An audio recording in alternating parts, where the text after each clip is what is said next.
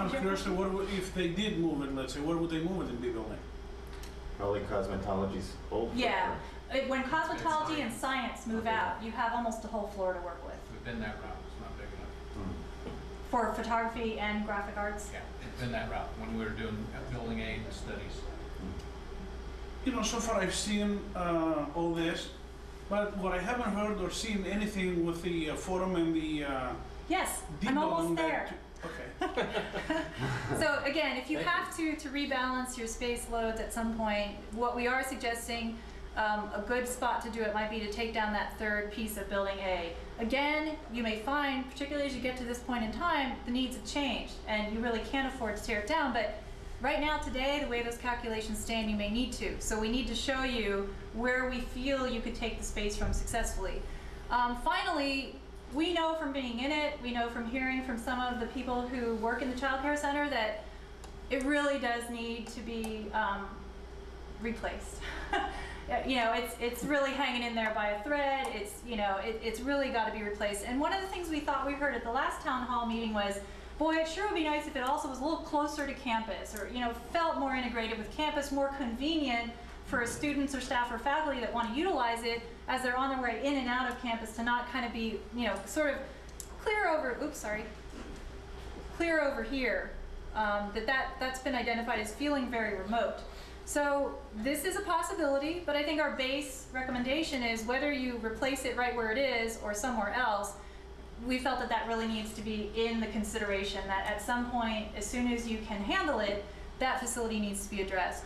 And then finally, the last piece is, like I mentioned early on, every single one of your facilities has got to be renovated. Every single building, every single space has to be touched. So one of the things, you know, pretty much this light blue square is everything else I haven't mentioned, the forum, D building, any other buildings or parts of buildings I haven't mentioned, they need to be worked into your master plan program. And one of the things I want to point out is, I'm listing them here, I'm just showing do all the rest. But one of the things that I found in doing the master plans for institutions in the past is projects like these, modernize this, they're not dominoes in the whole scheme of things. Nothing has to move out of their way first and be relocated. You know, you don't have to do one thing before you can do them. You can do them anytime. So kind of what we tend to do is offer sort of, and here's a laundry list of renovations you can fit in anytime funding allows. And you know, that's where you handle the renovation in place. If you can get a portable and swing the people out for a while or not schedule classes in there, you can do all the rest of the renovations required for anything that's not majorly moving or needing to shift anytime you want based on funds availability. So that's just kind of to show you that we need to make sure there's a placeholder for it because everything has to be addressed, but it can happen anytime. Yes, back there? Is there any planning for parking? Yes, yes. And that's one of the things we didn't spend too much time on, but the WLC across the street here, you have this big lot, but one of the things that in their work with the district has been looked at is, and this is one of the things that's in the larger Moss educational report, you're going to need to increase the number of parking spaces, especially as the enrollment grows. And that really starts to dictate a parking structure. And so the development over here actually has a mixture of parking structure to accommodate the number of students recommended as you go into the future, as well as perhaps retail development, office development, commercial development. You know, these are all kind of partnership ideas in the future that could occur, but what must occur and probably needs to come online about phase 2-ish in terms of timing is a parking structure to handle the increased demand. So that's something that I'm not specifically dwelling on because it's more in the district's master plan piece of it, but it is in the plan. Yes? Question about those, two questions actually about the retail space. Mm-hmm. Does that count towards our... Only if you own it. What the idea here is this is something that the community would come to. Like there's a whole BART development proposed over here. And so what WLC is really focusing on is suggesting land available for some relationship with the community who want, or a developer who wants to develop retail there. Okay, I'm not going to go into that any further. I'll just leave that one set now that it's come out. The second part, does anybody in this room know what percentage of the community colleges throughout the state are overbuilt And is there any likelihood that the state is going to change their criteria? It's a very good question. I don't know the percentage, and it varies, across the state, but they haven't changed Title V significantly since, like decades before. Well, in the 70s they made some changes, but some of the ratios have been there decades before I was born. And we've been advocating, Steve, just so you know, from a CEO standpoint, through our legislators, to get to 2010 and really look at how, back then when students were 18 years old and they were going full-time, only in the daytime they could, so we are working on that. But Yeah, it's so a slow, demographics change. Absolutely. And one more comment is that we don't necessarily look at Title V where they say you get 15 square feet per student in a classroom. It's ridiculous. If you do the math, it's tiny. We don't adhere to that, but we try to work within the overall allocation of space and make it as friendly and comfortable and effective as we possibly can. Yes. Oh, is our space allocation affected by the field house? Because that's a new structure. Yes, it is. Yeah, the structure part. That's your Yeah. indoor phys ed. Yes, yes. But remember, if it's outside of those 5 categories I mentioned, it doesn't really count against Right, you. right. If you're over in indoor phys ed or merchandising space or something like that, there's no penalty for that. Right. It's classes, labs, office, AV/TV, and library. How many departments are in the construction technology? Someone else might have to answer that for me.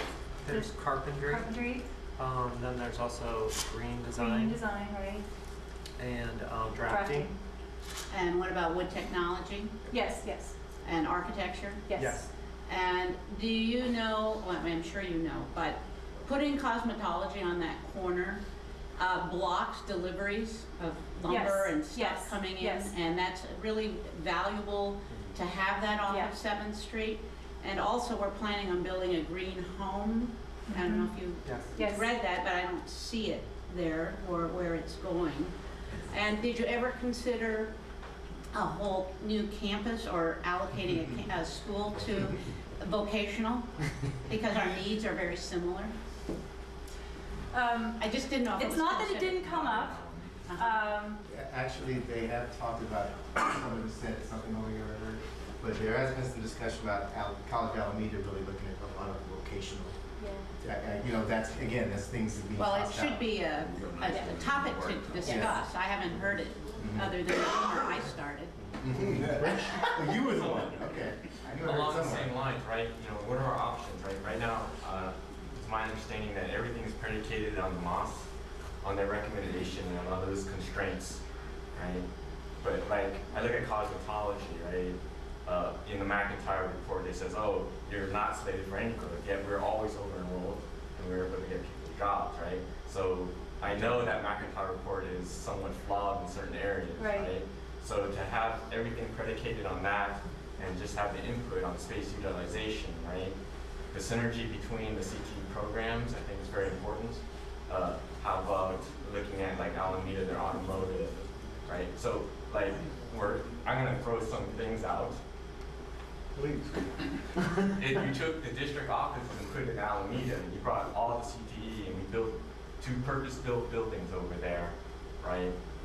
We would have so much synergy between the basic skills here at Laney College. It is, it's fantastic. And That makes too much sense. the CTE, right? One for space-wise, for swapping the space, if we build a purpose center like that, they moved over there for office space, they could probably do some minor renovations to get the office space that they needed. We could build that space here. We could dump every single building here at Laney and still have this new facility, right? But I want to see some other options, right? I know you guys worked hard on the constraints that you had, but if you took away the MOS report and just said, your only constraint is to keep every program here, one plan. Your only constraint was to keep the classroom to laboratory ratio correct, but include a 20% growth. And the reason why I throw out 20%, right, is that 20% of our students have a really hard time enrolling. I'm sure there's 20% on the table that aren't even here yet because we don't have proper facilities, right?